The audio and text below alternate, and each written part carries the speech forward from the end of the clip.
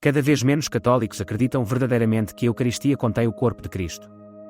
Mas há uma razão específica por trás dessa perda de fé, e tem a ver com a forma como você a recebe. Neste vídeo você descobrirá porque não deve mais receber a comunhão de uma determinada maneira e porque Monsenhor Schneider teve a coragem de proibi-la. Nas últimas décadas, a Igreja Católica passou por uma revolução silenciosa, uma mudança que alterou profundamente a maneira como os fiéis vivem sua fé e participam da liturgia. Desde que o Concílio Vaticano II abriu as portas para uma ideia mais moderna e acessível de Igreja, os sinais externos de sacralidade começaram a desaparecer, substituídos por uma nova visão pastoral que colocou a atenção no homem e não no mistério divino.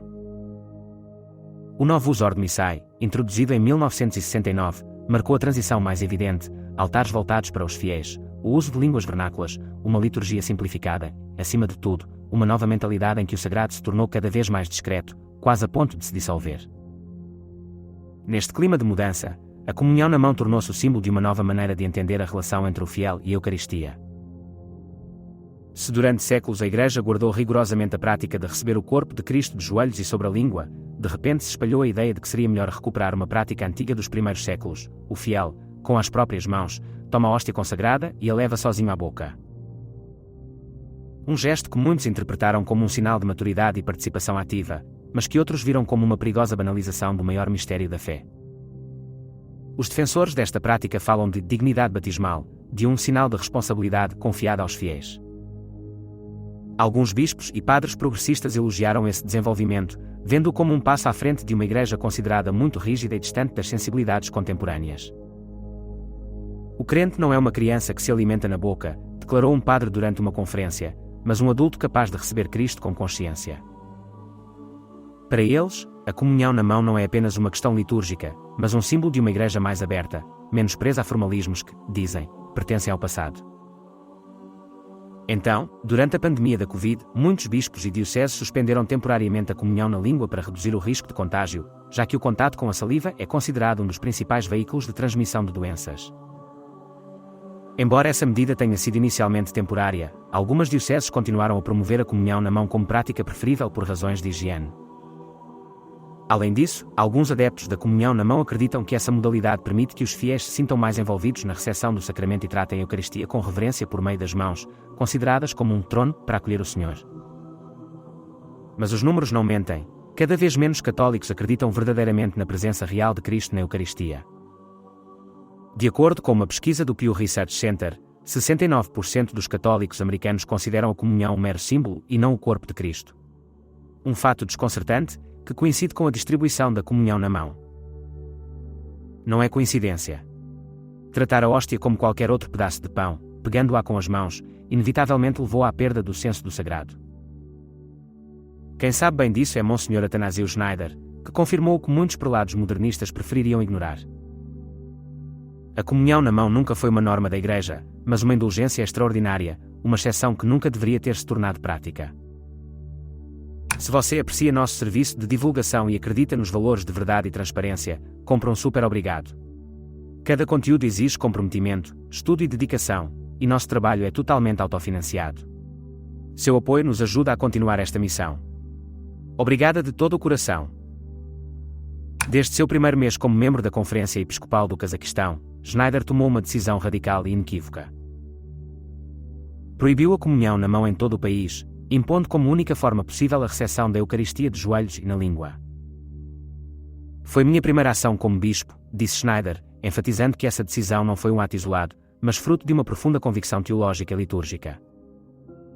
Preparei um decreto no qual a comunhão de joelhos e na língua é explicitamente obrigatória para todos, enquanto a comunhão na mão é formalmente proibida, mesmo para estrangeiros que vêm ao Cazaquistão. Uma imposição que não deixava espaço para interpretações ou exceções. Nenhuma paróquia, nenhuma capela, nenhuma comunidade poderia escapar dessa diretriz, que visava restaurar a sacralidade do sacramento. A decisão de Schneider encontrou apoio fundamental no então Papa, Bento XVI, que em 2007 deu sua aprovação oficial ao decreto episcopal. Um reconhecimento que desmascara o mal-entendido que se espalhou nas décadas que se seguiram ao Concílio Vaticano II. É lamentável que hoje todos se esqueçam de que a comunhão na mão foi concedida apenas como uma indulgência, não como uma norma universal, declarou o entrevistador, reiterando que na realidade a exceção se tornou arbitrariamente a regra. A firmeza de Dom Schneider não foi um ato isolado, mas um sinal claro para a Igreja Universal: o respeito à Eucaristia é inegociável. Apesar da resistência de um certo clero progressista, o decreto imposto no Cazaquistão encontrou aceitação pela maioria dos bispos locais. Demonstração do fato de que o desejo de restaurar a sacralidade do culto não é uma ideia marginal, mas uma necessidade urgente. Schneider não se limita a uma posição teórica, mas traz evidências históricas para demonstrar como a prática da comunhão na mão foi introduzida apenas em tempos recentes como uma indulgência especial, e não como uma norma universal. Ele cita os padres da Igreja, como São Cirilo de Jerusalém, para mostrar que já nos primeiros séculos estava claro que a comunhão não podia ser tratada como um pedaço de pão comum.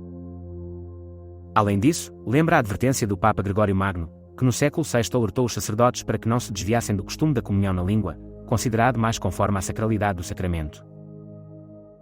Para Schneider, a distribuição da comunhão na mão era um dos sinais mais evidentes da crise de fé na Eucaristia. Ele destaca o risco concreto de dispersão de fragmentos do corpo de Cristo, que poderiam cair no chão e ser pisoteados, eventualidade que, segundo a doutrina católica, constitui uma profanação gravíssima. Mas não só isso, o modo moderno de receber, muitas vezes feito às pressas e sem atenção especial, tem contribuído para uma perda progressiva do sentido do sagrado. A maneira como tratamos a Eucaristia reflete diretamente nossa fé, diz Schneider, denunciando com veemência o fato de que muitos fiéis hoje abordam a comunhão com uma atitude superficial, como se fosse um gesto mecânico e não um encontro real com Cristo. No entanto, a batalha de Schneider não para nas fronteiras de sua nação. Com inúmeras intervenções públicas, entrevistas e conferências, ele continua denunciando o erro da prática moderna, convocando sacerdotes e fiéis a um profundo exame de consciência. É realmente possível acreditar na presença real e, ao mesmo tempo, tratar a Eucaristia com a mesma facilidade com que se recebe um pedaço de pão? O que você acha? Se você gostou do vídeo, comente Amém. Que Deus te abençoe.